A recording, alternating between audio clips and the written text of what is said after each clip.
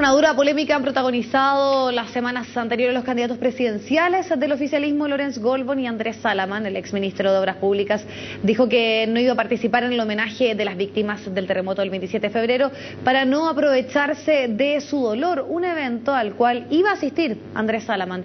Para profundizar de este y otros temas, nos acompaña el presidente de la Unión Demócrata Independiente, el diputado Patricio Melero. Gracias por estar junto a nosotros, diputado. Muchas gracias a ustedes por invitar. Antes de entrar de lleno en este tema de las primarias y las disputas que han habido en estas últimas semanas, me gustaría un poco conocer su opinión respecto a lo sucedido con el director del Servicio de Impuestos Internos, este informe que entrega la Contraloría, pensando también en lo que puede suceder mañana con el comité político. Ya se sabe que va a ser parte de los temas que se van a analizar. Bueno, yo creo que se cumplió los plazos que el gobierno y el presidente se había autoimpuesto de esperar el informe de la Contraloría. La Contraloría evacuó su informe y ese informe, Viviana, lo que hace es eximir de toda responsabilidad en algunas acusaciones que se le imputaron. Recordemos que hay una comisión investigadora de la Cámara de Diputados, algunos diputados, especialmente de la Democracia Cristiana, hicieron críticas. La Contraloría ha dicho, don Julio Pereira actuó plenamente ajustado a derecho dentro de las normas administrativas, no hay ninguna falencia, no hay ningún error, no hay ningún procedimiento que sea parte de la probidad o de lo que debe hacerse en estos casos. Entonces, creo yo que con ese elemento, eximido de toda responsabilidad, desde mi punto de vista, no hay ninguna razón para que él no pueda seguir siendo director de Impuestos Internos, porque por otro lado, creo que ha sido un profesional de primer nivel, cuya probidad, cuya honestidad y cuya capacidad para dirigir esa dirección ha sido muy positiva. Diputado, y en ese sentido, las declaraciones que entregó el presidente de la República durante sus vacaciones, donde dice que va a esperar este informe de la Contraloría para evaluar la continuidad o no en el cargo, pero sí da a entender que obviamente generó un poco de molestia en el Ejecutivo que no se le haya consultado respecto a esta condonación. Y es por eso que obviamente muchos decían que ya la suerte de Julio Pereira estaba echada luego de estas declaraciones del presidente de la República. Bueno, es muy interesante esa pregunta, Viviana, porque separa las cosas. O sea, por un lado, ¿cierto?, está plenamente ajustado al derecho y a la administración el actual director de Impuestos Internos. Y por otro lado, la decisión del presidente ya está en el campo de lo prudencial, de lo político. Yo personalmente creo que actuó bien el director de Impuestos Internos en términos de no pedir la opinión previa del presidente de la República en estas materias, porque es una potestad muy propia, exclusiva, del director de Impuestos Internos. Independiente de los montos, que fue un poco lo que cuestionó el presidente, señalando que dada la magnitud y lo que generó, sí, ¿se podría haber consultado? Yo creo que por eso que la decisión está hoy día en la esfera política.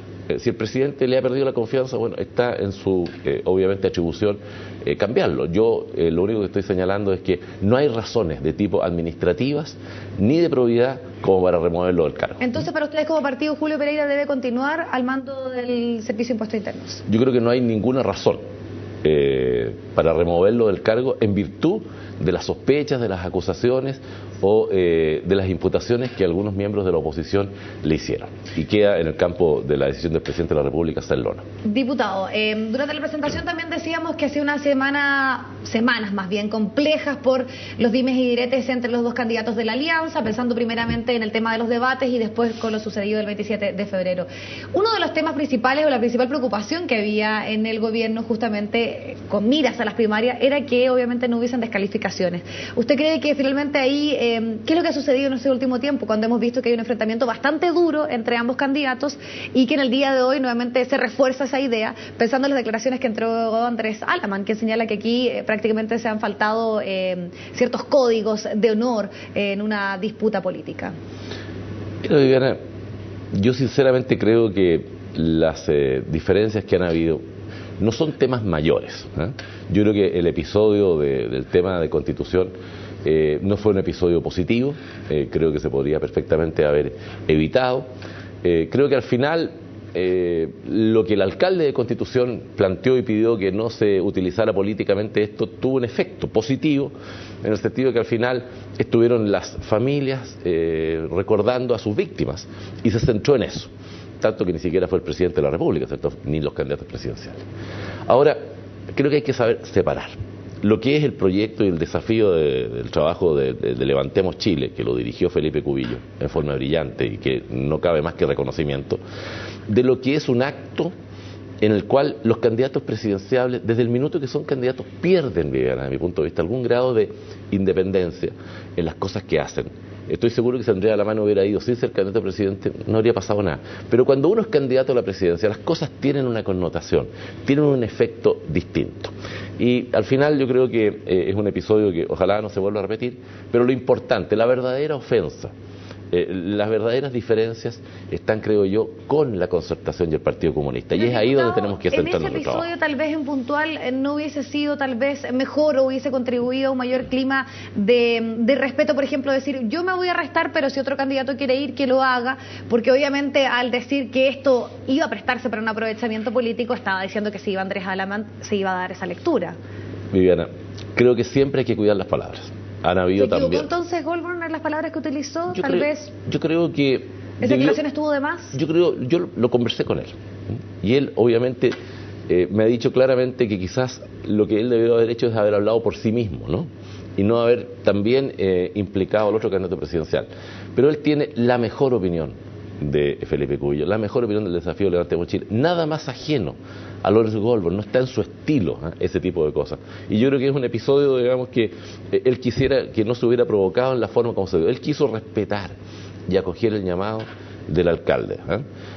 Pero también, cuando se está en una contienda presidencial, estas cosas ocurren. También han habido frases y hechos de Andrés Alamán y el comando que también han sido ofensivas. Es parte del trabajo político, pero yo creo que de verdad no hay una diferencia mayor.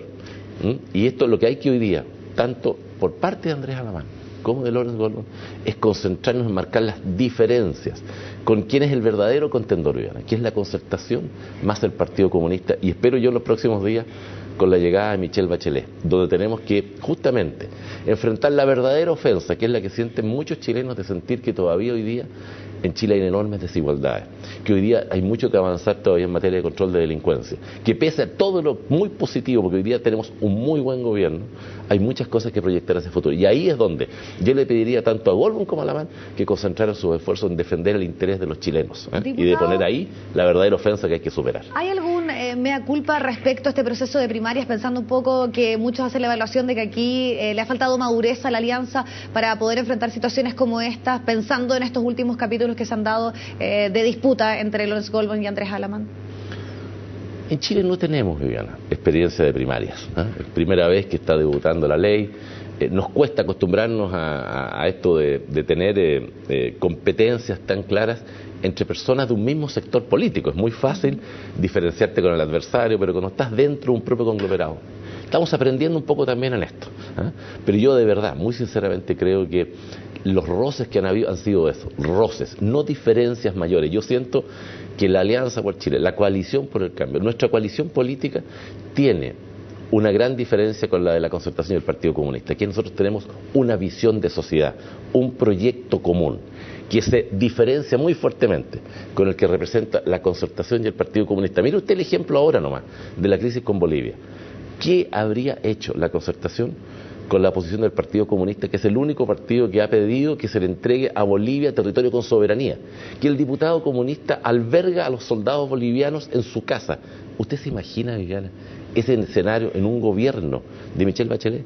Entonces, son muy profundas las diferencias de ellos respecto a las que tenemos nosotros, y las relaciones hay que cuidarlas, y hay que tener claro que el adversario está al frente y no al lado. Diputado, hablemos un poco de la situación interna de su partido.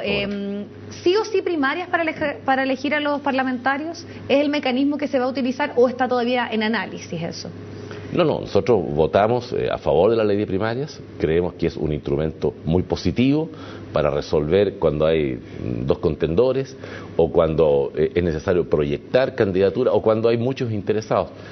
En los próximos días, el Comité Electoral de la UDI va a definir con toda claridad 3 criterios, Viviana. Uno, lugares donde va a haber primarias. Por ejemplo, una que yo creo que está dada y se está ya desarrollando. La que se está desarrollando entre Iván Moreira y Ena von Baer en Santiago Oriente. Van a haber otras en las que nosotros vamos a promover que haya primarias, como también la que se está dando entre el diputado Carlos Recondo y José Antonio Kast en la 10ª región de los Lagos.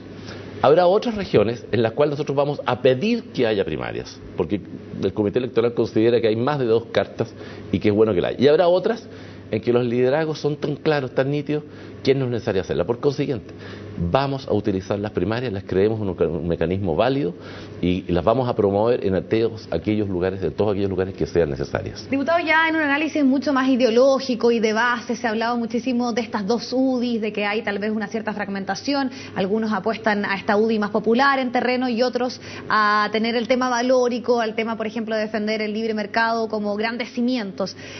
¿Cuál cree usted que debiese ser la estrategia como presidente del partido y pensando un poco en estas dos visiones distintas que se dan al interior de la UDI? No hay, Viviana, dos visiones distintas. Podrán haber énfasis distintos, ¿eh? La UDI es un partido popular, de inspiración cristiana y partidario de la economía social de mercado, como lo definió Jaime Guzmán, su fundador. Y nos hemos ganado el respeto de la ciudadanía y el voto de millones de chilenos en justamente poner el énfasis en el mundo popular, en la clase media y en defender determinados principios y determinados valores. Ahora, obviamente, dentro de un partido hay estilos, hay énfasis, ¿eh? Es un partido que tiene mucha deliberación interna, pero cuyos ejes principales están sólidos, de manera tal de que a mí me parece que hay una legítima diversidad dentro de un gran marco de unidad, diversidad de estilos, de énfasis, pero no en lo que nos congrega, ni en lo que fue nuestro origen fundacional, ni mucho menos en los principios que nos convocan. Ahora, para ir finalizando, hay una cierta preocupación respecto a ciertas figuras de primera línea del partido que podrían quedar sin, podríamos decir, una participación tan activa. Estoy pensando en Pablo Longueira, en Andrés Chadwick. También está en duda todavía lo que sucede con Jovino Novoa, porque ellos no van a participar en ninguno de los procesos parlamentarios, no están como candidatos, y si es que eventualmente hay un gobierno de oposición, quedarían un poco fuera de la primera línea. ¿Qué es lo que podría suceder con ellos? ¿Hay alguna novedad respecto al caso, por ejemplo, de Jovino Novoa, que todavía está como en duda? Jovino no ha definido su posición definitiva, lo va a hacer ahora en los próximos días. Y respecto a los ministros, Chadwick, Longueira, Evelyn Matei, Joaquín Lavín, en fin, Ignacia Benítez, yo creo que ahí hubo una decisión, Viviana, que fue muy importante. Cuando nosotros estuvimos 20 años en la oposición, es muy natural que la oposición se congregue en el Parlamento, que es donde democráticamente tú puedes estar. Y por consiguiente, cuando llegamos a gobernar, no teníamos nosotros figuras de primerísimo nivel disponibles libremente que no estuvieran en el Parlamento. Y se tomó una opción. Y eso fue lo que hizo que Lavín, Chadwick, Longueira, Evelyn Matei se fueran al gobierno, y yo creo que han hecho un gigantesco y muy positivo aporte. Desgraciadamente no vamos a poder contar con ellos en el Parlamento, pero yo espero que ellos no se alejen de la política. Hoy día participar en política no necesariamente requiere ser parlamentario. Pueden participar en el partido mismo, pueden participar en fundaciones. Pablo Longueira, por ejemplo, tiene una fundación contra la pobreza muy importante. Andrés Chadwick tiene mucho que hacer en el campo de las universidades, del derecho. Evelyn Matei, creo yo que iba a seguir siendo siempre una figura relevante en el mundo del trabajo, en otras disciplinas. Joaquín Lavín en el desarrollo social. Yo espero que sigan siendo actores activos, no en la oposición, en el gobierno de Lawrence Goldwater. Yo creo que es posible ganar esta elección y estoy seguro que muchos de ellos podrán seguir formando parte del gobierno o incorporarse activamente en la vida partidaria en un segundo gobierno de la Alianza. Bueno, perfecto. Le queremos agradecer muchísimo, diputado, habernos acompañado. Muchas gracias a ustedes por invitarme. Lo invitamos a una pausa. Estamos pronto de vuelta con más noticias.